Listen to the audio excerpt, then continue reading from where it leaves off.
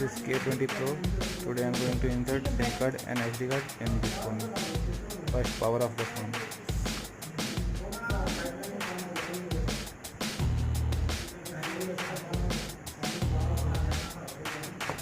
You can insert two SIM cards at the same time in this phone. SIM tray is on lower side.